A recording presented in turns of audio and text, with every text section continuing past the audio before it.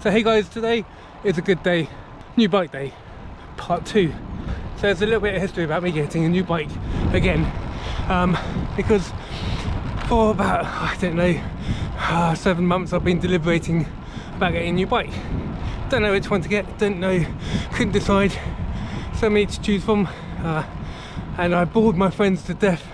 Oh, what about this one? What about that one? Quite like that one. Anyways, finally decided on one.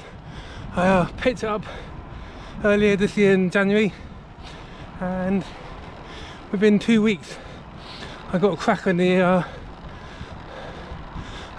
frame. So gutted, absolutely gutted. I know I should have started the video after that bit. So I should tell you where I'm going today. I'm starting from Lytchett Minster again, heading out back towards Upton and then taking a left up towards Morden. I don't particularly like this road. It's quite hilly and I don't particularly like hills, but I guess I got to do them at some point. So it's quite a short ride, this one, just about 13 miles. A bit punchier today with a few more hills. And then when we get to Morden, we head back down towards Sandford and back to Lytchett Minster. So a nice short one. I just wanted to test out my new bike, make sure it's all running fine. Didn't want to get too far away. So far it's feeling good. So going back to the bike, I was gutted, my new bike bust.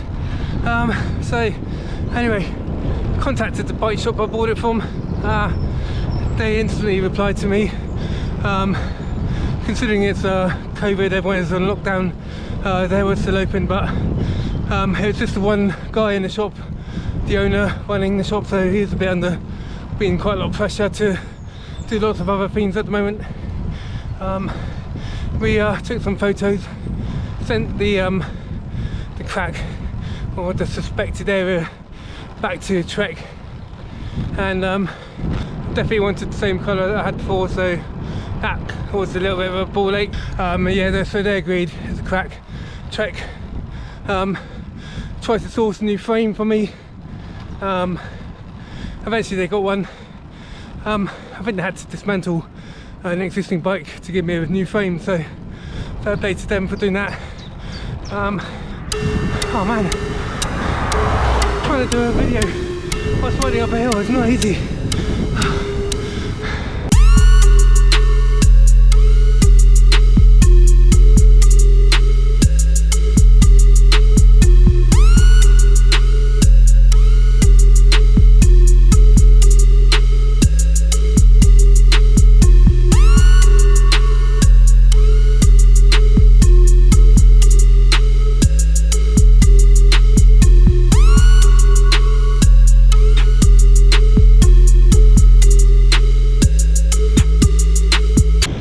Say thanks to Mike at Silent Cycles for sorting it all out for me. He's liaised with Trek entirely, and between him and Trek they managed to source me a new frame, have a new bike built up, and I'm back on the road, which is all good.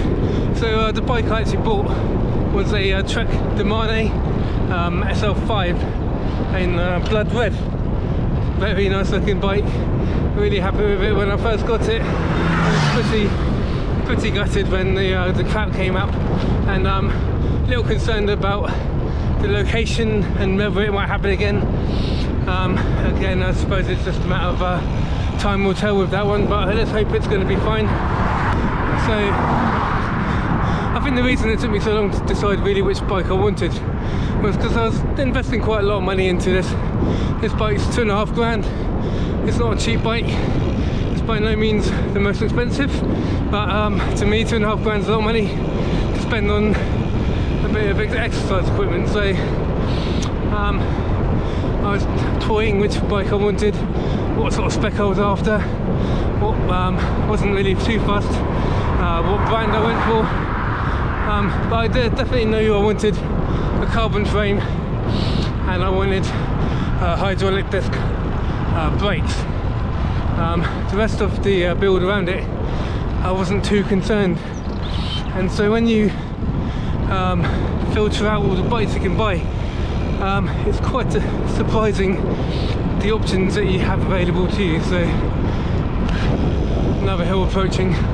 Oh God, I remember why I don't like this route so much, but hey, it's good training, right? So I found out for the first time that trying to do a vlog whilst doing a particularly hilly route is not easy. I have started and stopped this vlog so many times now, and I've almost forgotten what I've actually said, so sorry if it's a little bit bitty, but yeah, just trying to talk and absolutely blowing out my arse. So when I was looking for bikes, really deciding what I really would have wanted to buy, I kept being drawn to the Trek de Moon because it's big brother, I guess. The Morden is they're such nice looking bikes, very sleek, very good quality bikes. They're not particularly the cheapest, but I think that's reflected in the quality you're getting. Even though I've had a crack, I don't think you can entirely blame that on the quality of the bikes. Yeah, I think you could have another 10 bikes from the same brand and not have any issues whatsoever, so I think I was a little bit unfortunate. However, I will be keeping an eye on that mark.